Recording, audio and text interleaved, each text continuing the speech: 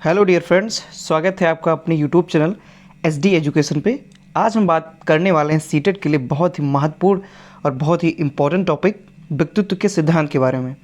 यह जो टॉपिक है यह सीडीपी से पूछा जाता है और यहाँ से जो क्वेश्चंस हैं वो बहुत सारे क्वेश्चंस पिछले साल पेपर में भी बने हुए हैं और नेक्स्ट ईयर जो पेपर होने वाला है इसमें भी यहाँ से क्वेश्चन देखने की पूरी संभावना है। हमने अपनी पिछली वीडियो में व्यक्तित्व के बारे में बहुत ही डिटेल से चर्चा की। हमने जाना कि व्यक्तित्व क्या है, व्यक्तित्व का वर्गीकरण क्या है और व्यक्तित्व के बारे में विभिन्न जो मनोवैज्ञानिक हैं उन्होंने कौन कौन सी परिभाषाएं दी हैं और उनका दृष्टिकोण क्या है, इत्यादि सभी के बारे में हमने बहुत ही डिटेल के साथ और बहुत ही आसानी के साथ समझने का प्रयास किया। अपने आज के इस वीडियो में हम व्यक्तित्व के जो सिद्धांत बचे हुए हैं, ये लास्ट व्यक्तित्व पर ही हमारा लास्ट वीडियो रहेगा, तो व्यक्तित्व के जो सिद्धांत बचे हुए हैं उनके बारे में हम फुल डिटेल से इसमें चर्चा करेंगे। और जो व्यक्तित्व का सिद्धांत है मनोविश्लेषणात्मक सिद्धांत, जिसको सिगमंड फ्रॉयड महोदय ने दिया था, इसके बारे में भी हम जानेंगे, इसके बारे में चर्चा करेंगे। उसके साथ साथ अन्य जो भी सिद्धांत हैं उनको भी हम डिटेल से देखने वाले हैं। तो चलिए शुरू करते हैं अपने आज के इस महत्वपूर्ण टॉपिक के बारे में। सबसे पहले बात करते हैं व्यक्तित्व के सिद्धांत क्या है, व्यक्तित्व के सिद्धांत क्या होते हैं। तो मनोवैज्ञानिकों के लिए हमेशा से ही व्यक्तित्व का अध्ययन और उसके सिद्धांतों का विश्लेषण करना बहुत ही मुश्किल काम रहा है, क्योंकि व्यक्ति का व्यक्तित्व के निर्धारण में अनेकों कारकों का योगदान होता है। वैयक्तिक धारणाओं के आधार पर ही व्यक्तित्व संबंधी सिद्धांतों का निरूपण हुआ है। यानी अगर हम बात करें व्यक्तित्व क्या होता है, तो विभिन्न प्रकार के मनोवैज्ञानिकों ने हमेशा से प्रयास किया है कि व्यक्तित्व का अध्ययन करें, व्यक्तित्व के बारे में जो भी नई नई जानकारियां हैं उनको जानें और उनके सिद्धांतों का विश्लेषण करें। लेकिन व्यक्तित्व एक बहुत ही व्यापक शब्द होता है, इसलिए इनके सिद्धांतों का विश्लेषण करना इतना आसान नहीं रहता, बहुत ही मुश्किल कार्य रहता है, क्योंकि जो व्यक्ति के व्यक्तित्व का जो निर्धारण होता है वो अनेकों कारकों के द्वारा होता है। विभिन्न प्रकार के जो कारक होते हैं वो मिलकर के व्यक्तित्व का निर्माण करते हैं। यानी कि मनुष्य की जो विभिन्न प्रकार की आदतें होती हैं, मनुष्य जो विभिन्न प्रकार के दैनिक जीवन में जो कार्य करता है या उसका जो समाज के साथ में अंतःक्रिया होती है, समाज के साथ उसका व्यवहार कैसा है, इत्यादि सभी जो मिल करके व्यक्तित्व का निर्माण करते हैं। तो व्यक्तित्व एक जटिल प्रक्रिया हो जाती है, जिस कारण इसके सिद्धांतों का विश्लेषण करना इतना ज़्यादा आसान नहीं रहता, बहुत ही मुश्किल काम रहता है। तो चलिए हम बात करते हैं व्यक्तित्व के सिद्धांत के बारे में। और क्या व्यक्तित्व के प्रमुख सिद्धांत निम्नलिखित हैं। अब हम बात करते हैं कि व्यक्तित्व के सिद्धांत कौन कौन से हैं। तो व्यक्तित्व के प्रमुख सिद्धांत निम्नलिखित प्रकार के हैं। पहला है फ्रायड का मनोविश्लेषणात्मक सिद्धांत, यानी जो सिगमंड फ्रायड जी हैं इनका मनोविश्लेषणात्मक सिद्धांत। दूसरा है सेल्डॉन का रचना सिद्धांत। तीसरा है यानी थर्ड है आरबी कैटल का प्रतिकारक प्रणाली सिद्धांत। फोर्थ नंबर है ऑलपोर्ट का सिद्धांत, यानी इसे ऑलपोर्ट मनोवैज्ञानिक थे, उन्होंने प्रतिपादित किया था, इसलिए इसे ऑलपोर्ट का सिद्धांत कहते हैं। और अंतिम है मुर्रे का सिद्धांत, यानी कि जो मुर्रे मनोवैज्ञानिक है उनका जो व्यक्तित्व का सिद्धांत है। तो ये इतने प्रकार के व्यक्तित्व के सिद्धांत हैं। फ्रायड का मनोविश्लेषणात्मक सिद्धांत, सेल्डॉन का रचना सिद्धांत, आरबी कैटल का प्रतिकारक प्रणाली सिद्धांत, ऑलपोर्ट का सिद्धांत और मुर्रे का सिद्धांत। अब हम इन सभी सिद्धांतों के बारे में फुल डिटेल से चर्चा करेंगे। सबसे पहले हम बात करते हैं फ्रायड का मनोविश्लेषणात्मक सिद्धांत, यानी कि जो मनोवैज्ञानिक है सिगमंड फ्रायड, उन्होंने मनोविश्लेषणात्मक सिद्धांत का प्रतिपादन किया था। तो इसके बारे में हम जानते हैं कि फ्रायड के अनुसार व्यक्तित्व का निर्माण इड, ईगो तथा सुपर ईगो के द्वारा होता है। यहाँ पे ये मोस्ट इंपॉर्टेंट लाइन है कि यहाँ से परीक्षा में पूछा जाता है कि इड, ईगो और सुपर ईगो के बारे में किसने चर्चा की है या किसने बताया है कि इड, ईगो और जो सुपर ईगो होता है वह क्या होता है, यानी कि इड, ईगो और सुपर ईगो क्या होता है या किसने इसके बारे में चर्चा की है, किसने इसके बारे में सुझाव दिया है। तो सिगमंड फ्रायड ने व्यक्तित्व के निर्माण में इड, ईगो तथा सुपर ईगो के बारे में बताया है। इड अचेतन मन है, यानी कि जो इन्होंने इड के बारे में बताया कि इड क्या है, इड एक अचेतन मन है जिसमें मूल प्रवृत्तियां एवं नैसर्गिक इच्छाएं रहती हैं। यानी कि जो इड होता है वह एक अचेतन मन होता है, यानी कि मन में भी चेतन और अचेतन दो प्रकार के मन होते हैं।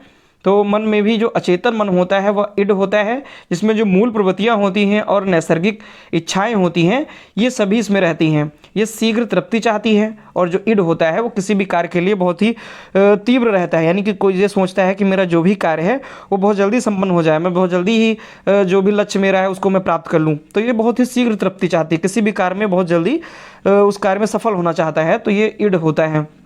फिर दूसरा इन्होंने ईगो बताया। ईगो में इन्होंने बताया कि ईगो चेतना, इच्छा शक्ति, बुद्धि तथा तर्क है और फिर इन्होंने बताया कि जो सुपर ईगो है वह आदर्शों से निर्मित होता है। यानी कि इन्होंने 3 प्रकार के जो तत्व बताए जो कि व्यक्तित्व के निर्माण में सहायक होते हैं, जिसमें इन्होंने पहला तत्व बताया इड।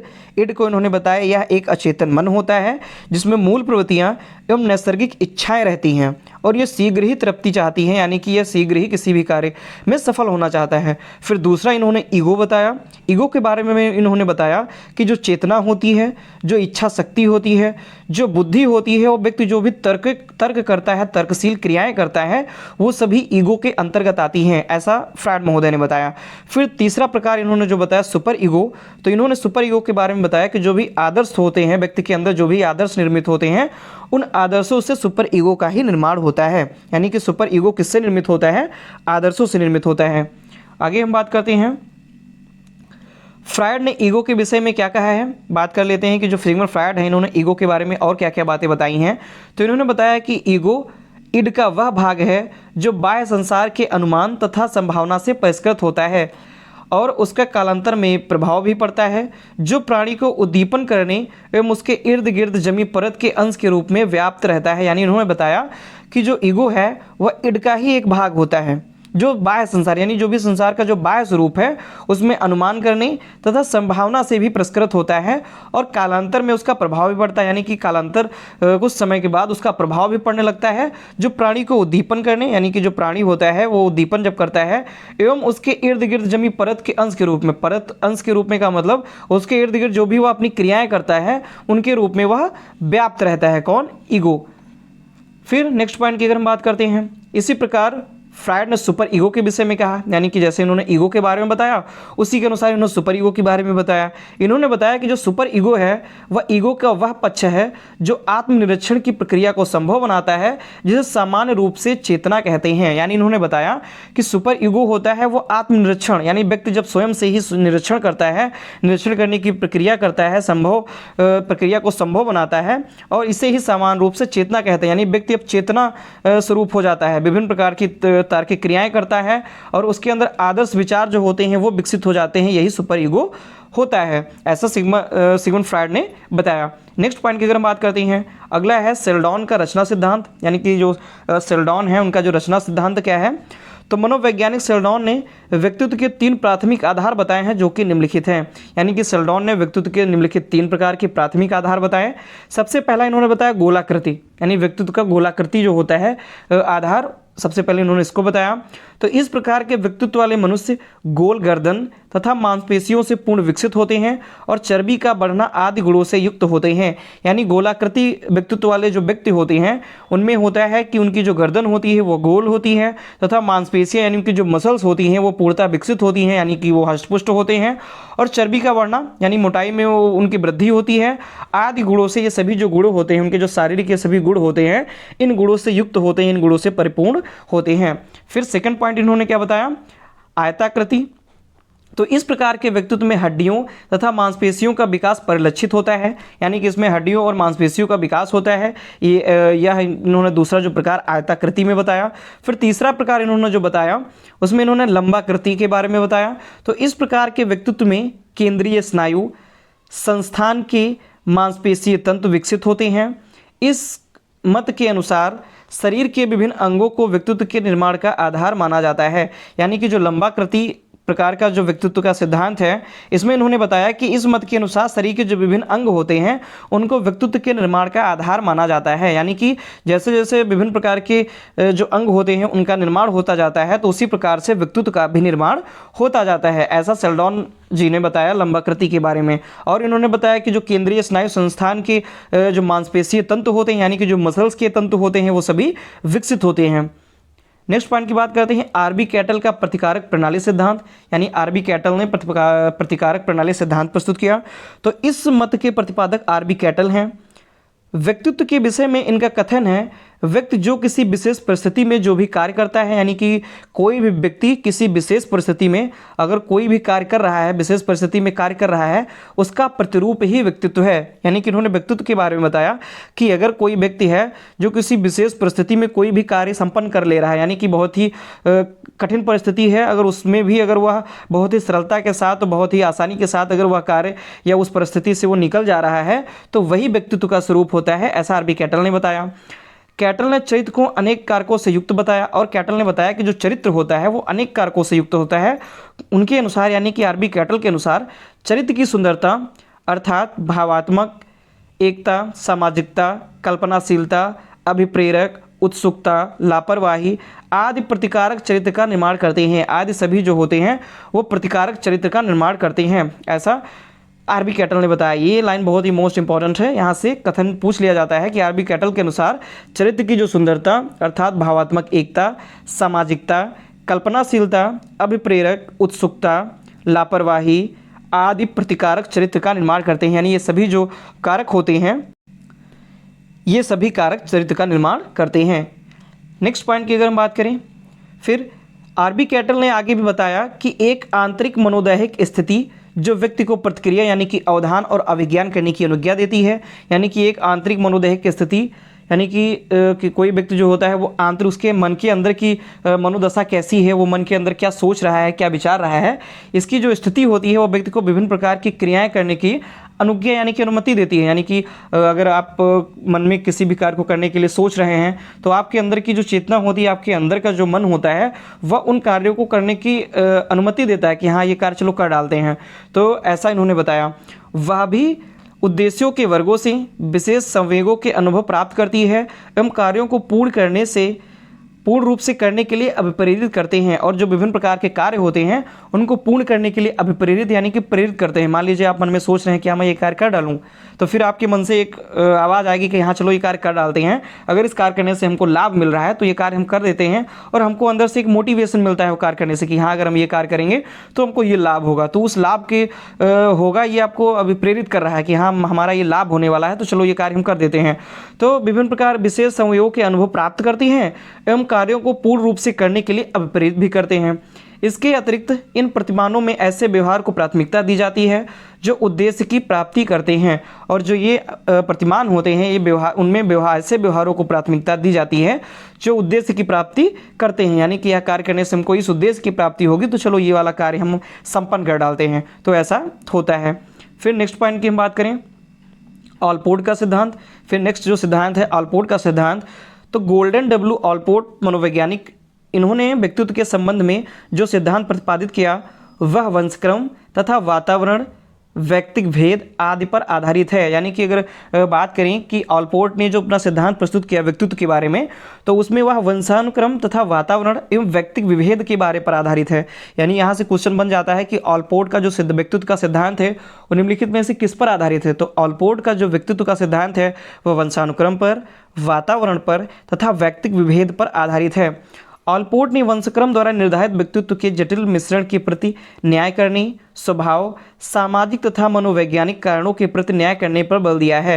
यानी कि इन्होंने वंशानुक्रम को महत्वपूर्ण माना और बताया कि जो वंशानुक्रम होता है उसके द्वारा भी व्यक्तित्व का निर्धारण किया जा सकता है। यानी कि जो व्यक्ति होते हैं उनका जो व्यक्तित्व होता है वो उसमें से कुछ व्यक्तित्व के जो लक्षण होते हैं वह हमको वंशानुक्रम के द्वारा ही प्राप्त होते हैं, जिसमें जैसे सामाजिक न्याय करनी, उनका जो स्वभाव होता है, सामाजिक तथा मनोवैज्ञानिक जो कारण होते हैं उनके प्रति न्याय करने पर इत्यादि पर ऑलपोर्ट ने बल दिया और बताया कि जो व्यक्तित्व का कुछ हिस्सा होता है वो हमको वंशानुक्रम के द्वारा भी प्राप्त होता है। नेक्स्ट पॉइंट की बात करें, साथ ही व्यक्तित्व की नवीनता को मान्यता देने पर भी बल दिया। यानी कि उन्होंने और भी बताया कि जो व्यक्तित्व है उसकी नवीनता यानी कि नए नए जो व्यक्तित्व के कारक होते हैं उनको भी उनकी मान्यता पर भी उन्होंने बल दिया, जो अनेक संप्रदायों तथा व्यक्तियों में विद्यमान होती है। जो अनेक प्रकार के जो संप्रदाय और जो व्यक्तित्व होते हैं उनमें विद्यमान होती है। व्यक्तित्व को निर्धारित करने वाली प्रवृत्तियों, विशेषताओं तथा वातावरण के प्रति समायोजन से व्यक्तित्व का निर्धारण होता है। इन्होंने और बताया कि व्यक्तित्व को निर्धारित करने वाली जो प्रवृत्तियां होती हैं और व्यक्ति के अंदर जो विशेषताएं पाई जाती हैं और वातावरण के साथ व्यक्ति जो समायोजन करता है ये सभी व्यक्तित्व का निर्माण करते हैं। यानी कि ऑलपोर्ट ने बताया कि अगर एक कोई व्यक्ति है उसके अंदर जो भी प्रवृत्तियाँ हैं, उसके अंदर जो भी विशेषताएँ पाई जा रही हैं, वातावरण के प्रति वो जो भी अंतःक्रियाएं करता है या समायोजन करता है, ये सभी जाकर के व्यक्तित्व का निर्माण करते हैं। अगले पॉइंट बात करें मुर्रे का सिद्धांत। यानी कि जो मुर्रे हैं इन्होंने व्यक्तित्व के बारे में क्या बताया, तो H.A. मुर्रे ने व्यक्तित्व के संदर्भ में कहा है, व्यक्तित्व कार्यात्मक एवं शक्तियों की निरंतरता है जो संगठित प्रक्रिया के रूप में जन्म से मृत्यु तक बहिर्मुखी होकर प्रकट होती है। यानी इन्होंने बताया कि व्यक्तित्व वह है जो जन्म से लेकर के मृत्यु तक बहिर्मुखी होकर, यानी कि उसके जो भी कार्य होते हैं वह जो कुछ भी करता है वह बाहर खुल करके वह प्रकट होते हैं, बाहर निकल करके वह प्रकट होते हैं। वह अंतर्मुखी वाला नहीं होता है बल्कि बहिर्मुखी वाला होता है। तो इस मत के अनुसार कार्यात्मक रूपों की निरंतरता, ऋणात्मक तथा धनात्मक अभिनिवेश संबंध, मतभेद, सक्रियता, निष्क्रियता आदि का योग कर व्यक्तित्व का निर्माण करती है। यानी कि इन्होंने बताया कि विभिन्न प्रकार के जो कार्यात्मक रूप होते हैं, निरंतरताएं होती हैं, ऋणात्मक तथा धनात्मक अभिनिवेश यानी कि उसके जो भी अच्छे और बुरे अभिनिवेश हैं, चाहे वो निगेटिव हो या पॉजिटिव हो, फिर मतभेद, सक्रियता, वह कितना सक्रिय रहता है व्यक्ति या कितना निष्क्रिय रहता है, इत्यादि सभी जो होते हैं, इन सभी का जो योग होता है, ये इन सभी का जो समूह होता है, यही सब व्यक्तित्व का निर्माण करते हैं, ऐसा मुर्रे ने बताया। फिर इन्होंने बताया कि इस मत पर कतिपय आरोप भी हैं, यानी कि जो मुर्रे हैं इन्होंने जो यह मत दिया है, इन्होंने जो सिद्धांत दिया है, इसको मान्यता भी कम मिली है, इस पर आरोप भी लगे हैं। जैसे अचेतन निर्धारकों का व्यवहार पर प्रभाव, यानी कि जो अचेतन मन वाले होते हैं उनका जो व्यवहार होता है, उन व्यवहारों पर उसका प्रभाव पड़ता है। अधिगम की भूमिका, यानी कि जो अधिगम होता है, जो सीखना होता है, उसकी जो भूमिका होती है वही सिद्धांत के लिए ठीक नहीं होती है। फिर अभिप्रेरणा की जो स्थिति होती है वह यह सब व्यक्तित्व पर प्रभाव डालती है, यानी कि जो व्यक्ति का व्यवहार होता है, अचेतन मन का जो व्यवहार होता है, जो सीखने की जो भूमिकाएं होती हैं, अभिप्रेरणा की जो स्थिति होती है, ये सभी व्यक्तित्व पर प्रभाव डालती है और उसकी अभिव्यक्ति का कारण बनती है और उसको अभिव्यक्त करने का कारण बनती है। तो इस प्रकार से इस के जो ये सिद्धांत हैं, इस सिद्धांत पर आरोप भी लगे हुए हैं। तो यह था आज का हमारा मोस्ट इम्पॉर्टेंट टॉपिक, व्यक्तित्व के जो भी सिद्धांत हैं उनके बारे में। हमने व्यक्तित्व के सभी सिद्धांतों के बारे में डिटेल से चर्चा की और बहुत ही आसानी से इसको समझने का प्रयास भी किया है। तो आशा करता हूँ आपको हमारी यह वीडियो पसंद आई होगी। अगर यह वीडियो हमारी पसंद आती है तो प्लीज़ वीडियो को लाइक करें, अपने दोस्तों के साथ अधिक से अधिक इसको शेयर करें और हमारे चैनल को सब्सक्राइब करें। धन्यवाद।